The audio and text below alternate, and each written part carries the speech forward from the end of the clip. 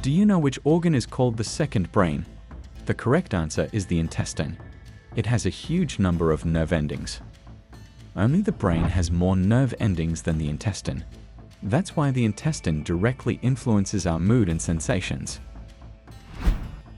The intestine accounts for 80% of our immune system's function.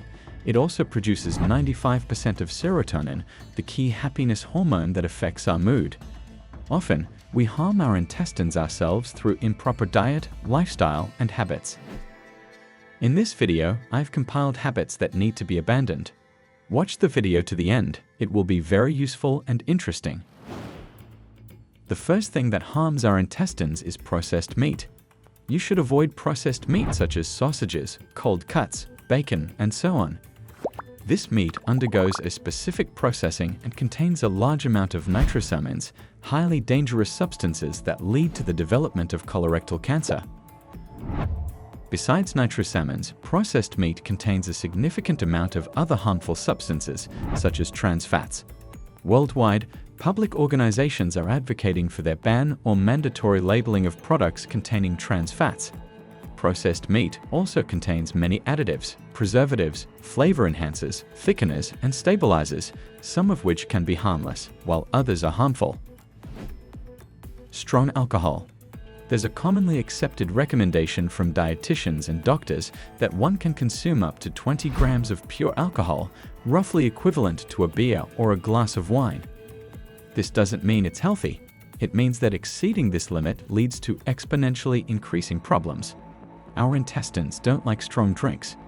Beverages with high alcohol content block the absorption of protein, vitamins, and many other beneficial micronutrients.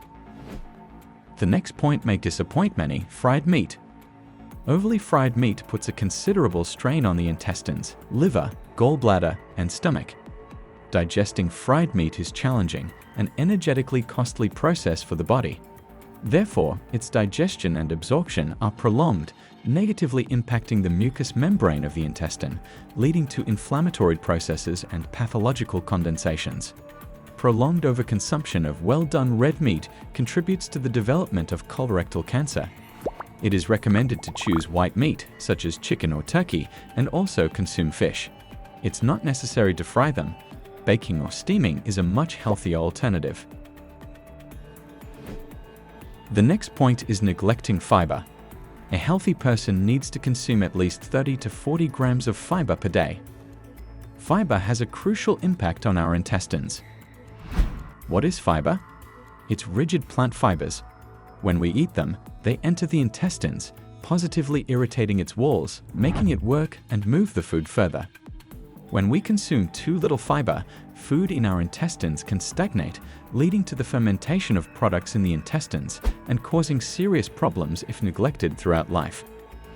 Fiber helps cleanse the entire system and serves as a nutritious medium for beneficial bifidobacteria in our intestines.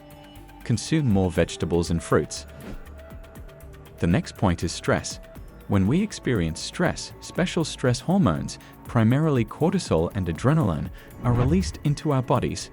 As a result, blood is diverted from our digestive organs, and prolonged stress leads to insufficient blood supply to our intestines. Why do people lose weight when stressed? Because during stress, they don't feel like eating. For the body, it's like being in a survival state, fighting for one's life. Prolonged exposure to this situation is harmful to our intestines. The next harmful point is excessive cleanliness. In some cases, people become so obsessed with cleanliness and hygiene that they get the opposite effect.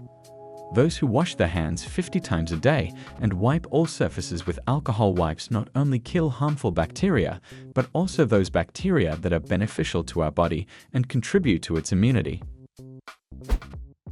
If you liked this video, please like it and subscribe to my channel. See you soon.